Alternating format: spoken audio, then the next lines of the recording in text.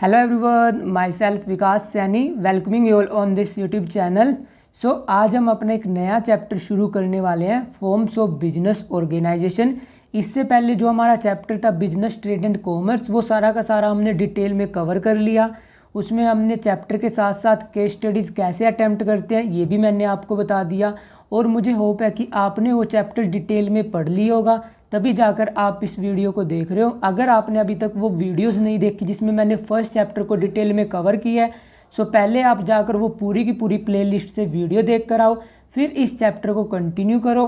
और आज की इस वीडियो में हम सोल प्रोप्राइटरशिप का जो टॉपिक है उसको डिटेल में कवर करेंगे। इस वीडियो को देखने के बाद सोल प्रोप्राइटर में आपको कहीं भी कोई कन्फ्यूजन नहीं होगी। सो चलिए पढ़ते हैं फिर।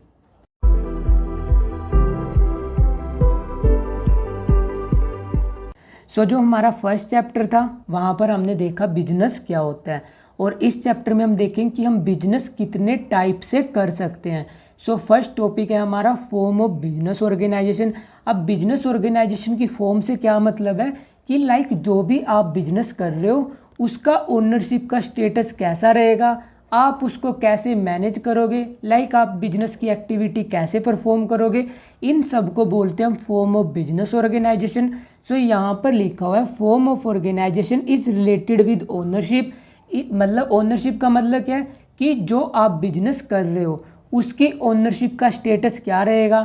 आप वहाँ पर सिंगल ओनर हो, या आप 3-4 इंडिविजुअल मिलकर कोई बिजनेस कर रहे हो, या आपने कोई कंपनी ऑपरेट करी है। जो आपकी ओनरशिप है वो किसके पास रहेगी, और how business is organised and run, कि आप बिजनेस को कैसे ऑर्गेनाइज करोगे और उसकी रनिंग कैसे होगी, डेली एक्टिविटीज़ कैसे परफॉर्म होगी। इसको बोलते हैं हम फॉर्म ऑफ बिजनेस ऑर्गेनाइजेशन। अब बिजनेस को आप कितनी कैटेगरी में रन कर सकते हो, आपके पास 3 ऑप्शंस होते हैं। या तो आप प्राइवेट सेक्टर में जा सकते हो, या आप पब्लिक सेक्टर में जा सकते हो, या आप जॉइंट सेक्टर में। अब प्राइवेट सेक्टर, पब्लिक सेक्टर और जॉइंट सेक्टर क्या होता है, पहले हम ये देखते हैं। प्राइवेट सेक्टर होता है जब आपके बिजनेस की ओनरशिप, उसका कंट्रोल और उसकी मैनेजमेंट प्राइवेट इंडिविजुअल्स के पास होती है, उसको बोलते हैं हम प्राइवेट सेक्टर। प्राइवेट सेक्टर में हमने क्या देखा, जब आपके पास ओनरशिप हो और ओनरशिप के अलावा कंट्रोलिंग पावर, सारे के सारे डिसीजन आप ले रहे हो, और इसके अलावा उसकी मैनेजमेंट, आपको बहुत सारे मैनेजमेंट टास्क परफॉर्म करने पड़ते हैं। अगर ये सारे के सारे टास्क प्राइवेट इंडिविजुअल्स परफॉर्म कर रहे हैं, वहाँ पर गवर्नमेंट का कुछ भी रोल नहीं है, उसको बोल लेंगे हम प्राइवेट सेक्टर। और पब्लिक सेक्टर किसे बोल लेंगे, जब ये तीनों के तीनों टास्क आपकी गवर्नमेंट परफॉर्म करेगी, उसे बोलते हैं हम पब्लिक सेक्टर। आपने पब्लिक सेक्टर में बहुत सारी कंपनी सुन रखी होंगी, जैसे कि रेलवेज हो गया, गेल हो गया, सेल हो गया। ये सारी होती हैं पब्लिक सेक्टर कंपनीज। और इसके अलावा हमारे पास थर्ड ऑप्शन होता है जॉइंट सेक्टर। जॉइंट सेक्टर आपको इसके नेम से ही क्लियर हो रहा होगा। जॉइंट सेक्टर क्या होता है, जहाँ पर प्राइवेट और पब्लिक सेक्टर का मिक्स होता है। उसमें कुछ प्राइवेट इंडिविजुअल भी रहेंगे और उसमें गवर्नमेंट का रोल भी रहेगा, उसे बोलते हैं हम जॉइंट सेक्टर। ये तो हमने देख लिया प्राइवेट सेक्टर क्या होता है, पब्लिक सेक्टर क्या होता है और जॉइंट सेक्टर क्या होता है। अब हम ये देखेंगे कि प्राइवेट सेक्टर में भी आप कितनी कैटेगरीज में बिजनेस परफॉर्म कर सकते हो। प्राइवेट सेक्टर में आपके पास 4 ऑप्शंस होते हैं, 4 से 5 ऑप्शन होते हैं। फर्स्ट ऑप्शन क्या है, सोल प्रोप्राइटरशिप। आप बिजनेस सोल प्रोप्राइटरशिप की फॉर्म में ऑर्गेनाइज कर सकते हो, या आप कोऑपरेटिव सोसाइटी की फॉर्म में ऑर्गेनाइज कर सकते हो, या आप पार्टनरशिप की फॉर्म में, और ऐसे ही आप कंपनी या जॉइंट हिंदू फैमिली की फॉर्म में। और जो ये सारे के सारे यहाँ पर लिख रखे हैं, जैसे sole proprietorship, partnership, cooperative society, ये आपके पर्टिकुलरली एक एक चैप्टर है या उसका सब टॉपिक दिया होगा आपकी बुक्स में। इसको हम बहुत ज़्यादा डिटेल में कवर करेंगे। और ऐसे ही हमारे पास पब्लिक सेक्टर में क्या क्या ऑप्शन है, या तो आप डिपार्टमेंटल अंडरटेकिंग ऑर्गेनाइज कर सकते हैं, मतलब जो गवर्नमेंट है वो इसको डिपार्टमेंटल अंडरटेकिंग की फॉर्म में बिजनेस परफॉर्म कर सकती है, या कोई गवर्नमेंट कंपनी खड़ी कर सकती है। इसके अलावा स्टैट्यूटरी कॉरपोरेशन होते हैं। जो ये सारे के सारे यहाँ पर सब टॉपिक लिखे हैं, ये सारे के सारे आप डिटेल में स्टडी करोगे। जो आज की हमारी वीडियो है उसमें हम कवर करेंगे सोल प्रोप्राइटरशिप, नेक्स्ट वीडियो में जॉइंट हिंदू फैमिली। ऐसे हम ये सारे के सारे टॉपिक डिटेल में कवर करते चलेंगे। अब हम अपना सोल प्रोप्राइटर शुरू कर लेते हैं। अब जो सोल प्रोप्राइटरशिप होती है ये आपको इसके नेम से ही क्लियर हो होगा, क्योंकि सोल का मतलब क्या होता है, अकेला। प्रोप्राइटर का मतलब क्या होता है, जो उसका ओनर होता है। सोल प्रोप्राइटरशिप क्या हुई, जहाँ पर सिर्फ एक अकेला ओनर होता है, वही पूरा बिजनेस मैनेज कर रहा है, मतलब वही उसके सारे के सारे मैनेजरियल टास्क परफॉर्म कर रहा है, वही ये डिसाइड कर रहा है कि हम कैसे एक्टिविटीज़ को परफॉर्म करेंगे। सो उसको बोलते हैं हम सोल प्रोप्राइटरशिप। सोल प्रोप्राइटरशिप के आप बहुत सारे एग्जांपल अपने आसपास देख सकते हो। लाइक जैसे आपको कुछ डेली नेसेसिटी की रिक्वायरमेंट होती है, सपोज करो आपको कोई मिल्क लेना है तो आप नियर बाय शॉप पे जाओगे, वहाँ से मिल्क ले लोगे। ऐसे ही आपको पेन पेंसिल कुछ भी रिक्वायरमेंट होती है, सो जो आप अपने घर के आसपास छोटी छोटी करियाने की दुकानें देखते हो, वो होती है हमारी सोल प्रोप्राइटरशिप। सो अब सोल प्रोप्राइटरशिप की फिगर आपके माइंड में क्लियर हो चुकी है कि सोल प्रोप्राइटरशिप क्या होती है, जहाँ पर एक अकेला ओनर होता है। और किस टाइप का ओनर होता है, जो छोटी छोटी शॉप्स खोल कर बैठे हैं आपके घर के आसपास, वो होते हैं आपके सोल प्रोप्राइटर। सो यहाँ पर लिखा हुआ है सोल प्रोप्राइटरशिप हम किसे बोलते हैं, a business owned managed and control by a single individual is known as sole proprietorship. जहाँ पर एक बिजनेस है जिसकी सारी की सारी ओनरशिप, मतलब वही उसका ओनर रहेगा, वही उसको मैनेज करेगा। लाइक जितने भी मैनेजमेंट से रिलेटेड टास्क होते हैं, लाइक उसकी प्लानिंग करना, रिसोर्सेज ऑर्गेनाइज करना, पैसा कलेक्ट करना और फिर अपने रिजल्ट्स को कंपेयर करना, ये सारे के सारे काम कौन परफॉर्म करेगा, ये सारे के सारे काम आपका एक सिंगल इंडिविजुअल परफॉर्म करेगा। उसको बोलते हैं हम सोल प्रोप्राइटर। और जो वो बिजनेस रन करता है उसको बोलते हैं हम सोल प्रोप्राइटरशिप। और जो सोल प्रोप्राइटर होता है इसका दूसरा नेम क्या होता है, इसका दूसरा नेम होता है सोल ट्रेडर। सोल ट्रेडर का मतलब है कि अकेला ट्रेडर। और सोल प्रोप्राइटरशिप का मतलब ये कभी नहीं होता कि जो आपका ओनर है कि वो सारा का सारा काम खुद परफॉर्म करेगा। इसका मतलब सिर्फ ये है कि उसमें जो ओनरशिप है वो सिर्फ एक अकेले इंडिविजुअल के पास रहेगी। लाइक जो उसका मालिक होगा, मालिक सिर्फ एक रहेगा। ऑल्दो वो अपने अंडर कुछ एम्प्लॉयज़ रख सकता है, क्योंकि सारे के सारे टास्क कभी भी एक ओनर खुद नहीं परफॉर्म कर सकता। जैसे कि अगर आप अपने घर के आसपास करियाना की शॉप्स पे जाते हो, सो आप वहाँ पर देख सकते हो कि ओनर तो एक रहता है, बट उसने अपने आगे कुछ लड़के लड़कियां लगाई होती हैं जो उस दुकान में सारा का सारा काम परफॉर्म करते हैं। सो ओनरशिप सिर्फ एक इंडिविजुअल पे रहती है, बट वो काम करने के लिए दूसरे एम्प्लॉयज़ को हायर कर सकता है। सो सोल प्रोप्राइटरशिप को कभी ये मत कंसीडर कर लेना कि वहाँ पर सिर्फ एक ही बंदा काम करेगा। सोल प्रोप्राइटरशिप का मतलब होता है कि ओनरशिप सिर्फ एक इंडिविजुअल के पास रहेगी, सारा का सारा मैनेजरियल वर्क वही करता है, बट अगर उसको रिक्वायरमेंट हो तब वो अपने अंडर एम्प्लॉयज़ को हायर कर सकता है। और जो सारी की सारी कैपिटल इन्वेस्ट होगी वो सिर्फ एक अकेला बंदा ही करेगा। सो उसको बोलते हैं हम सोल प्रोप्राइटर। अब सोल प्रोप्राइटरशिप के क्या क्या एग्जाम्पल हो सकते हैं, जैसे कि हमारे ब्यूटी पार्लर हो गए। ब्यूटी पार्लर आपने देखे होंगे अपने घर के आसपास, वहाँ पर सिर्फ ओनर एक ही रहता है, ऑल्दो अपने अंडर कुछ गर्ल्स को लगा लेता है जो सारे के सारे ब्यूटी पार्लर से रिलेटेड टास्क परफॉर्म करते हैं। ऐसे ही हेयर सैलून होते हैं, वहाँ पर भी ओनर सिर्फ एक ही रहता है। और इसके अलावा अपने अपने घर के आसपास नेबरहुड जनरल स्टोर्स देखे होंगे, लाइक वही करियाने की दुकानें। सो वो सारी की सारी होती है हमारी सोल प्रोप्राइटरशिप। और जो उनका ओनर होता है उसको बोलते हैं हम सोल प्रोप्राइटर या soul trader. So sole proprietorship क्या होता है ये अब आपके माइंड में क्लियर हो चुका होगा। अब हम इसको थोड़ा सा डिटेल में और देख लेते हैं। अब हमारा नेक्स्ट टॉपिक है features of sole proprietorship.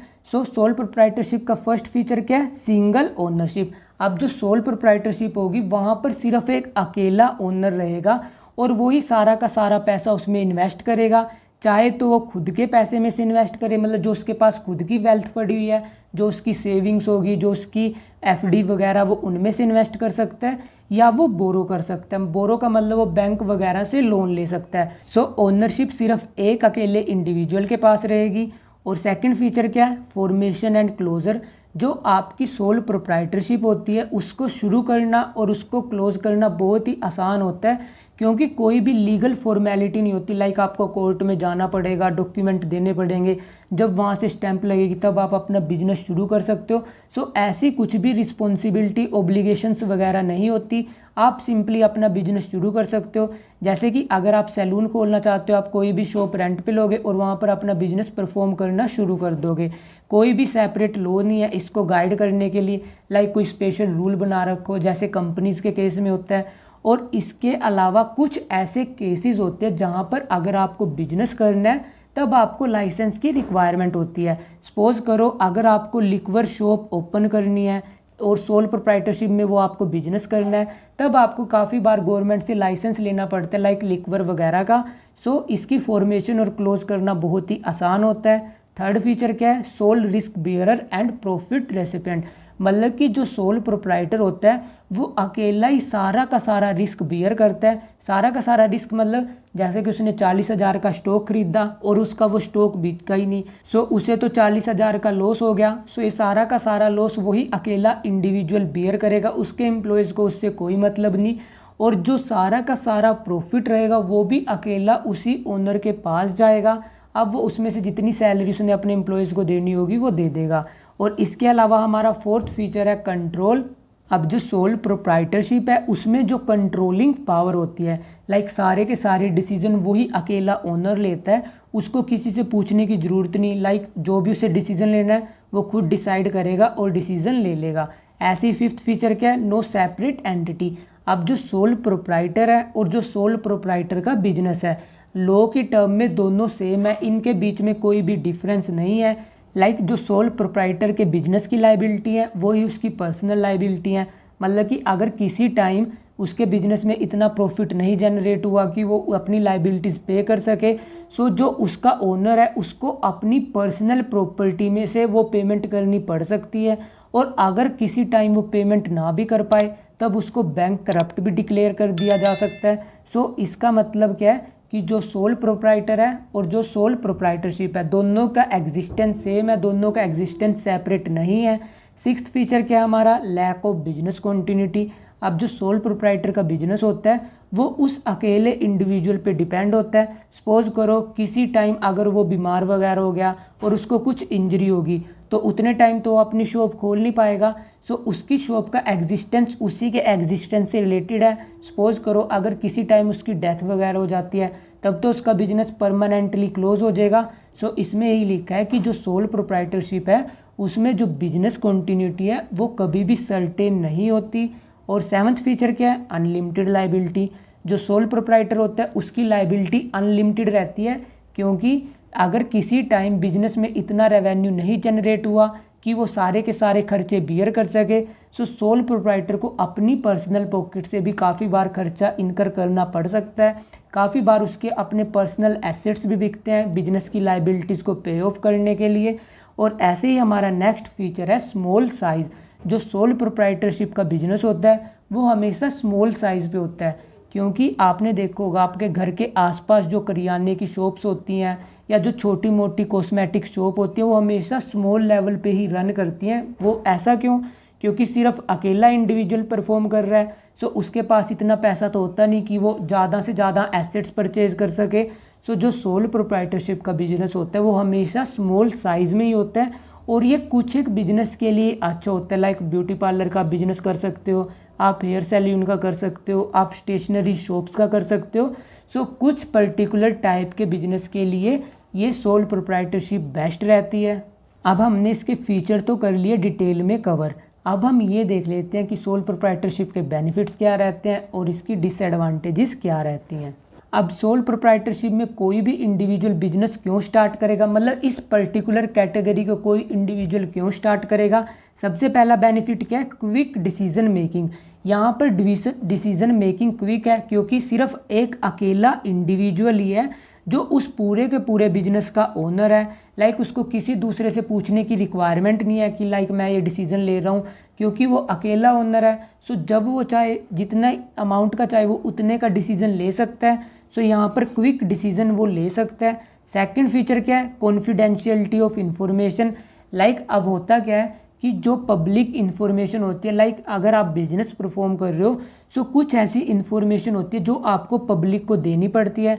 Like company के केस में क्या होता है, वो अपने profit and loss account prepare करते हैं और उसको वो पब्लिश करते हैं। बट सोल प्रोप्राइटरशिप के केस में ऐसा नहीं होता। उसने जितना प्रॉफिट अर्न किया, जितना उसे लॉस हुआ है, वो सारा खुद अपने पास कॉन्फिडेंशियल रखता है। सो इसको किस चीज़ का बेनिफिट मिलता है, इसको बेनिफिट मिलता है सीक्रेसी का।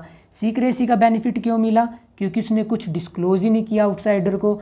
अगर आउटसाइडर को पता लग जाता हो सकता है कि जो काम आप करना चाह रहे हो आपका कॉम्पिटिटर वो आपसे पहले इम्प्लीमेंट कर दे। सपोज करो आपको प्रॉफिट हुआ इस साल 50,000 का, आप सोच रहे थे कि मैं अपनी शॉप को फर्दर एक्सपेंड करूँगा ताकि सारे के सारे कस्टमर आपके पास आएँ। बट अगर यही इन्फॉर्मेशन आपके कॉम्पिटिटर को पता लग जाती, वो भी अपनी शॉप एक्सपेंड कर लेता। सो ये बेनिफिट मिलता है सोल प्रोप्राइटरशिप में, क्योंकि आपको कोई भी इन्फॉर्मेशन पब्लिश नहीं करनी। जब तक आप इन्फॉर्मेशन पब्लिश नहीं करोगे आपके कॉम्पिटिटर को कुछ पता ही नहीं लगेगा कि आपको कितना प्रॉफिट हो रहा है, कितना लॉस हो रहा है। और थर्ड बेनिफिट क्या है, डायरेक्ट इंसेंटिव। अब जो सोल प्रोप्राइटरशिप होती है इसमें डायरेक्ट इंसेंटिव मिलता है, क्योंकि जो आपका ओनर होता है अब वो जितनी ज़्यादा मेहनत करेगा सारा का सारा प्रॉफिट उसकी पॉकेट में जाएगा। अगर वो मेहनत नहीं करेगा वही प्रॉफिट उसके लॉस बन जाएंगे। सो इसी वजह से सोल प्रोप्राइटर ज़्यादा मेहनत करते हैं। आपने अपने घर के आसपास देखी होगी जो करियाने की शॉप्स होती हैं वो काफ़ी बार 9-10 बजे तक भी खुली रहती हैं, क्योंकि उनको डायरेक्ट इंसेंटिव मिल रहा है। जितनी वो सेल करेंगे ऑब्वियस सी बात है उनकी वेल्थ उतनी ही इंक्रीज होगी। ऐसे ही हमारा फोर्थ बेनिफिट क्या है, सेंस ऑफ अकम्पलिशमेंट। अब जो सोल प्रोप्राइटर होते हैं क्योंकि इसमें सारी की सारी रिस्पॉन्सिबिलिटी उस अकेले इंडिविजुअल के पास होती है और सारे के सारे डिसीजन भी वही ले रहा है। सो अगर वो कुछ अचीव करता है, मतलब उसने कुछ बहुत ही अच्छा अचीव कर लिया, उसकी सेल्स बहुत अच्छी हुई, सो उसे एक टाइप की अकम्पलिशमेंट मिलेगी। अकम्पलिशमेंट का मतलब उसे ये लगेगा कि मैंने बहुत अच्छा काम किया और उसे सेल्फ प्राउड फील होगा कि लाइक मैंने ये सोचा था और मैंने ये अचीव कर लिया। सो उसे एक लाइक इनर मोटिवेशन टाइप की ये फीलिंग होती है। और ये फीलिंग कब मिलती है, जब आप खुद बिजनेस के मालिक हो, सारा का सारा टास्क आप देख रहे हो कि लाइक क्या प्रोडक्शन करनी है, किसको सेल करनी है, और जब आप अपने टारगेट अचीव कर लेते हो सो आपको एक अपने अंदर से प्रेज मिलता है कि लाइक मैंने ये बहुत अच्छा काम किया, मैंने जो डिसाइड किया था मैंने वो अचीव कर लिया। और ऐसे ही हमारा फिफ्थ बेनिफिट क्या है, easy to start and close. Like आपको अगर सोल प्रोप्राइटरशिप का बिजनेस शुरू करना है, सोल प्रोप्राइटरशिप की फॉर्म में बिजनेस शुरू करना है, तब आपको सिंपली करना क्या होता है, आप सिंपली कोई भी शॉप रेंट पे ले लोगे और वहाँ पर अपना जो भी आपको सेल करना है वो आप सेल कर सकते हो। लाइक कोई भी लीगल रिक्वायरमेंट नहीं होती कि लाइक आपको पहले रजिस्ट्रेशन कराना है, तब जाकर आपको कोर्ट से अपॉइंटमेंट लेनी है, जब कोर्ट से अप्रूवल आएगी तब आप कहीं जाकर अपना बिजनेस शुरू कर सकते हो। क्योंकि सोल प्रोप्राइटरशिप में ऐसा कुछ भी नहीं होता। आप अगर चाहो तो अपना बिजनेस आज ही शुरू कर सकते हो। आपको जस्ट करना क्या होता है, कोई भी शॉप रेंट पे लो, अगर आपके पास शॉप ऑलरेडी है तब आप अपना बिजनेस वहीं पर शुरू कर सकते हो। बट कुछ केसेस में लाइसेंस की रिक्वायरमेंट पड़ती है, जैसे जो लिक्वर वगैरह के बिजनेस हो गए। सो कुछ केसेस में आपको लाइसेंस की रिक्वायरमेंट पड़ती है, बट वो भी इतना कॉम्प्लिकेटेड प्रोसीजर नहीं होता। सो इसको स्टार्ट करना भी बहुत आसान है, और जिस दिन आपको लगा कि बहुत ज़्यादा लॉस हो रहे हैं तब आप इसको ईजिली शट डाउन भी कर सकते हो। सो ये बेनिफिट्स होते हैं जिसकी वजह से कोई भी इंडिविजुअल इस पर्टिकुलर कैटेगरी को सिलेक्ट करता है अपना बिजनेस शुरू करने के लिए। And next come disadvantages. Like अगर आप ये पर्टिकुलर फॉर्म चूज करते हो तब आपको क्या क्या नुकसान रहेंगे। पहला नुकसान क्या रहेगा, लिमिटेड रिसोर्सेज। अब क्योंकि यहाँ पर एक अकेला इंडिविजुअल ही होता है जो सारा का सारा पैसा इन्वेस्ट करता है, या तो वो खुद की वेल्थ से लगाएगा या वो बोरो करेगा। अब कोई भी इंडिविजुअल होता है उसकी अकेले की बोरोइंग कैपेसिटी बहुत कम होती है as compared to multiple partners. So क्योंकि अगर एक अकेला इंडिविजुअल है तो मैक्सिमम कितना तक लोन ले सकता है बैंक से ज़्यादा 1 करोड़ 2 करोड़। अगर आपको अपना बिजनेस बहुत बड़े लेवल पे करना है तब तो ये बहुत कम अमाउंट है। सो यहाँ पर यही लिमिटेशन होती है। लाइक अगर आप सोल प्रोप्राइटरशिप में बिजनेस शुरू करते हो तो आप अपने बिजनेस को बहुत हाई लेवल तक नहीं लेकर जा सकते। अगर आपको हाई लेवल तक लेकर जाना है तब या तो आपको कंपनी चूज़ करनी पड़ेगी या आपको पार्टनरशिप चूज़ करनी पड़ेगी। और सेकंड लिमिटेशन क्या है, लिमिटेड लाइफ ऑफ बिजनेस। क्योंकि आपका बिजनेस आपके ऊपर डिपेंड है। जिस दिन आप सपोज करो आप बीमार हो गए या आपको कुछ इंजरी वगैरह होगी, सो उस दिन आपकी शॉप बंद रहेगी।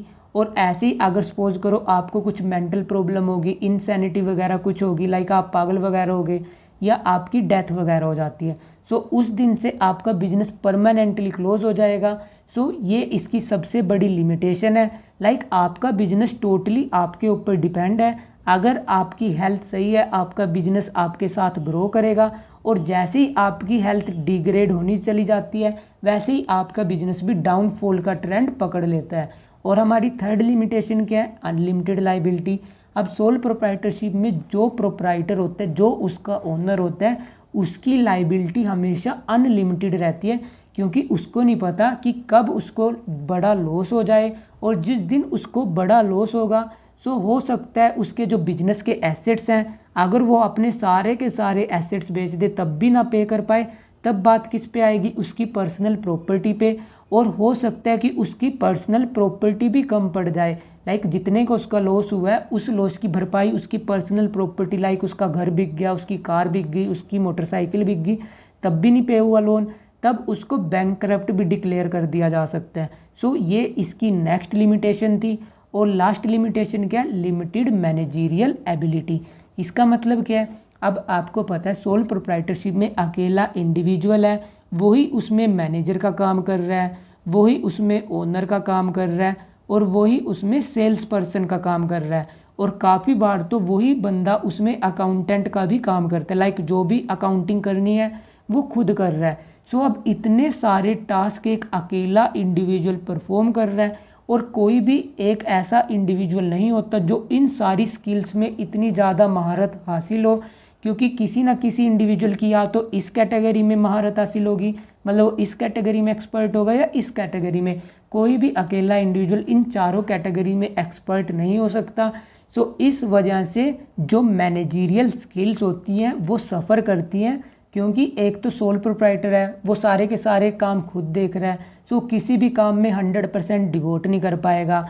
और वो काफ़ी बार प्रोफेशनल को भी हायर नहीं कर सकता, क्योंकि इनका बिजनेस होता ही बहुत छोटे स्केल पे है। लाइक आपने अपने घर के आसपास देखी होगी जो करियाने की शॉप्स होती हैं, आपको लगता है कि वो किसी मैनेजर को अपॉइंट कर सकते हैं, किसी अकाउंटेंट को अपॉइंट कर सकते हैं ये सारे टास्क करने के लिए। सो क्योंकि उनकी इतनी इनकम ही नहीं होती, सो वो सारे के सारे टास्क खुद परफॉर्म करते हैं, जिसकी वजह से उनका जो मैनेजमेंट साइकिल है वो डिफ़ॉल्ट पे आ जाता है, लाइक वो अच्छे से परफॉर्म नहीं कर सकते। सो ये कुछ डिसएडवांटेजेस थी सोल प्रोप्राइटरशिप की। सो अब हमने ये देख लिया कि सोल ट्रेड के बेनिफिट क्या है, सोल ट्रेड के नुकसान क्या है। सो अब कंक्लूज़न क्या है, लाइक कि हमें सोल ट्रेड में बिजनेस करना चाहिए या नहीं करना चाहिए, या हमें कोई दूसरी कैटेगरी अडोप्ट करनी चाहिए। सो ये बिजनेस कैटेगरी उन इंडिविजुअल्स के लिए सूटेबल है जो अपना बिजनेस स्मॉल स्केल पे करना चाहते हैं। स्मॉल स्केल पे मतलब जैसे कि जो छोटे लेवल पे अपना बिजनेस करना चाह रहे हैं, कि लाइक उनकी इनकम सिर्फ 10 लाख 12 लाख यहाँ तक हो, तब ये कैटेगरी सूटेबल है। और ये कैटेगरी किस टाइप के बिजनेसेस के लिए सूटेबल है, लाइक अगर आपको स्टेशनरी शॉप खोलनी है, इसके अलावा पार्लर वगैरह, बुटीक वगैरह। सो जो छोटी छोटी शॉप्स होती हैं, जैसे शूज़ शॉप होगी, आपने अपनी मार्केट में देखी होगी, गारमेंट शॉप होगी, सो इनके लिए ये कैटेगरी सूटेबल होती है। बट अगर आप कोई बड़े लेवल का बिजनेस सोच रहे हो कि लाइक मुझे तो 400 बंदे हायर करने हैं, मुझे अपना बिजनेस केवल हरियाणा में नहीं रखना, मुझे राजस्थान, पंजाब, पटियाला, यहाँ सब अपने बिजनेस की ब्रांचेस एक्सपेंड करनी है, तब आपके लिए ये कैटेगरी सूटेबल नहीं है। तब आपको दूसरी कैटेगरीज पे मूव ऑन करना पड़ता है, लाइक आपको या तो कंपनी खोलनी पड़ेगी या आपको पार्टनरशिप में जाना पड़ेगा। सो वो सारी की सारी कैटेगरी हम अपनी नेक्स्ट वीडियोज़ में देखेंगे। सो आज इस वीडियो में हमने अपना सोल प्रोप्राइटरशिप था उसको हमने बहुत ही ज़्यादा और बहुत ही डिटेल में क्लियर किया। और फिर भी अगर आपको कोई डाउट होता है, ऑल्दो आपको डाउट तो नहीं होगा, बट अगर बाय चांस फिर भी कोई डाउट होता है, वो आप सिंपली कमेंट सेक्शन में पूछ सकते हो।